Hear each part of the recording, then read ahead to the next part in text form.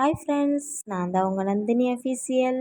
இன்றைக்கி என்ன வீடியோனா, நாளைக்கு ஆயுத பூஜை வருது இல்லையா, அதனால தான் வீடெல்லாம் க்ளீன் பண்ணுறோம்.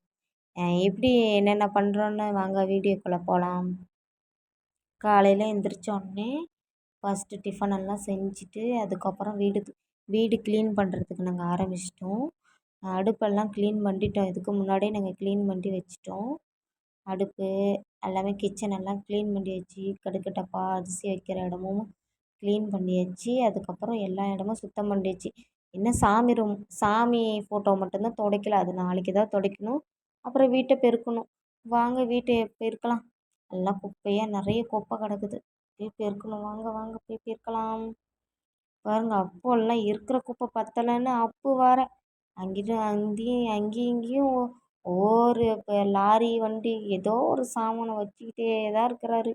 அங்கேயும் இங்கேயும் போட்டுக்கிட்டு அப்புறம் என்னங்க தொடப்ப வச்சுக்கிறேன்னு பார்க்குறீங்களா? என்னங்க ஒட்டடை அடிக்கத்தாங்க. ஒட்டடை அங்கங்கே கொஞ்சமாக இருந்துச்சு. அந்தந்த மூளைக்கு எனக்கு எட்டனை வரைக்குமே ஒட்டடை அடித்தேங்க நான். என்னங்க பண்ணுறது, நம்ம ஹைட் அப்படி இருக்குது. ஏதோ நம்மளுக்கு தெரிஞ்ச மாதிரி ஃபஸ்ட் டைம் நான் க்ளீன் பண்ணுறேன். வீடு க்ளீன் பண்ணுறதுலேயும் சரி, ஃபஸ்ட் டைம் நாளைக்கு நாங்கள் ஆயுத பூஜை கொண்டாட போகிறோம். வழியாக மங்கிஸ்தான் வித்தையெல்லாம் காமிச்சிட்ருக்காருன்னு பார்க்குறீங்களா? அங்கேயும் இங்கேயும் சேர் போட்டு ஏதோ எனக்கு தெரிஞ்ச மாதிரி ஒட்டடை அடித்தேங்க. சும்மா மேலாமல் கீழே இருக்கிற ஒட்டடை மட்டும் அடிச்சுட்டு, அதுக்கப்புறம் தம்பி ட்ரெஸ்ஸு இதெல்லாமே இருந்துச்சா, மருந்து பாட்டில் எல்லாமே அதெல்லாம் க்ளீன் பண்ணணுங்க. இதை நான் க்ளீன் பண்ணுறதுக்குள்ளேயே எனக்கு தலைவலியே வந்துட மாட்டேதுங்க. பாருங்க, எல்லாம் ஒவ்வொரு ரேக்காக க்ளீன் பண்ணிட்டு வரேன் நான். அதுக்கப்புறம் மருந்து பாட்டில் தாங்க அதிகமாக இருக்குது பாருங்கள். மெடிக்கல் ஷாப்பில் கூட இவ்வளோ மருந்து இருக்காது, ஆனால் எங்கள் வீட்டில் இருக்குது.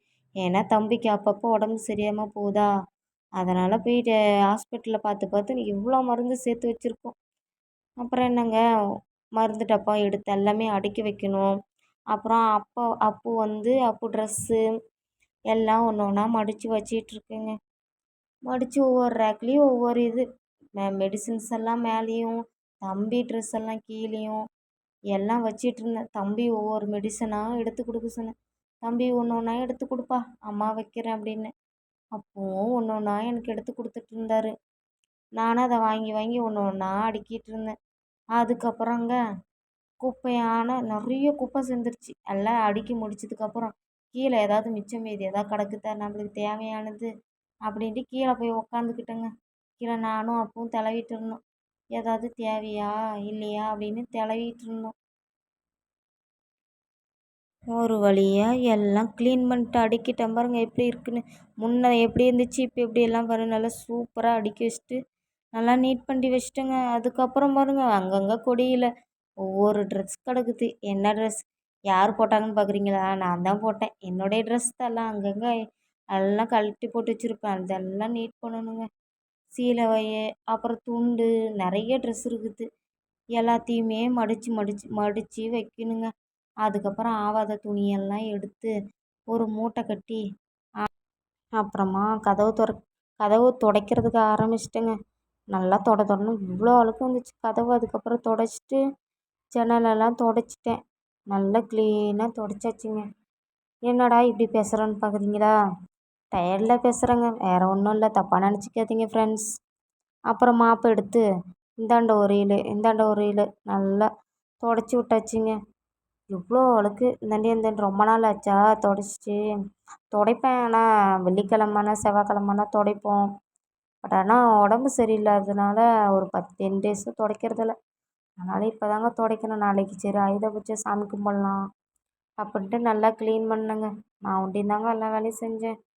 ரொம்ப டயர்டாகிடுச்சிங்க. அதுக்கப்புறம் எல்லாம் துடைச்சி முடிச்சாச்சுங்க.